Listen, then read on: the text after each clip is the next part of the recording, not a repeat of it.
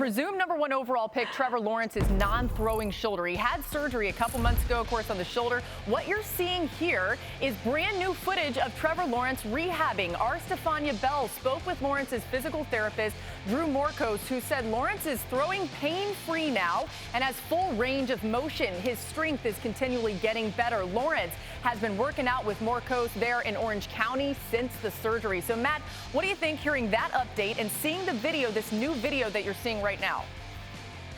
I think we can definitively say he'll be the first pick in the NFL draft. Not if there was any doubt, but it is great to see that the Jacksonville Jaguars are really expecting him to be QB1 opening day. So for Trevor Lawrence to be at this point where he's throwing without pain, even though it was that non-throwing shoulder, I think it's just great to see. And it does. It goes back to his determination, as Field was saying earlier, of a guy who wants to be ready for the preseason, wants to be ready for week 1, and it looks like he will be. Yeah, Matt, the Jaguars have 4 picks in the top 45 selections of the 2021 NFL Draft, and ESPN senior draft analyst Todd McShay has them going all offense in his latest mock draft. After taking Lawrence with the first overall pick, McShay has Jacksonville selecting Oklahoma State offensive tackle Tevin Jenkins at pick 25, then adding 2 pass catchers in the second round in Louisville wide receiver Tutu Atwell and Penn State tight end Pat Freiermuth. Pretty interesting there. Rob Ninkovich joining us now, too, as well. And Rob, do you like them taking all offensive players in the first couple rounds of the draft for the Jaguars?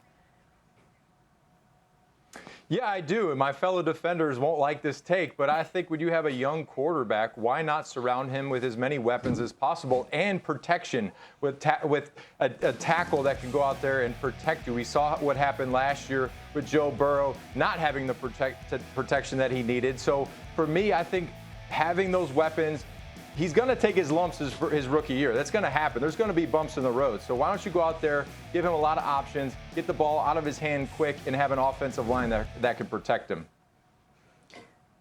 Wow, I'm surprised. I expected this sort of offensive bias from Dan Orlovsky, but not from you, Rob Ninkovich.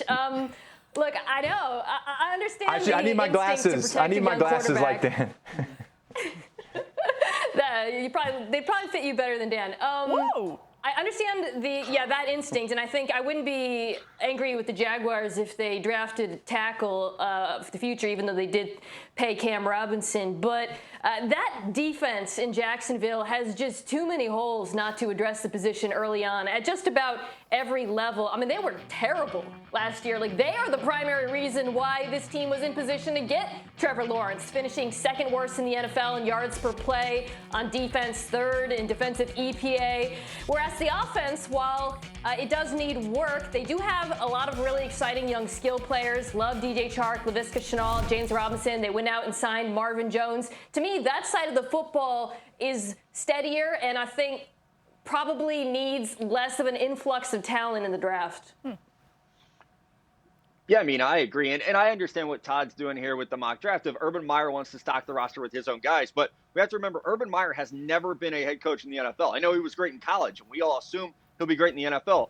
Nick Saban wasn't very good in the NFL, though. So I think with Urban, we got to pump the brakes a little bit because Jacksonville is going to have a first-time NFL head coach, a first-time NFL quarterback in Trevor Lawrence, and a general manager in Trent Baalke, who was fired in San Francisco because he and Jim Harbaugh couldn't get along. So while Jacksonville has an exciting young foundation, they have a ton of picks in this draft to build upon, I think we have to look at this and realistically say, like Nico was saying, like, they're going to take their lumps. This is not going to be a worst to first type situation in Jacksonville in 2021. Yeah, which is interesting because I'll tell you this much about Urban Meyer, guys. He's used to winning. That's something that he did a whole lot of in college, and it may not come as easy as it did at that level, especially considering you can't just go out and recruit the best players. You got to wait for your chance to get them in the draft. This year, incredibly important there. Thanks for watching ESPN on YouTube. For live streaming sports and premium content, subscribe to ESPN+.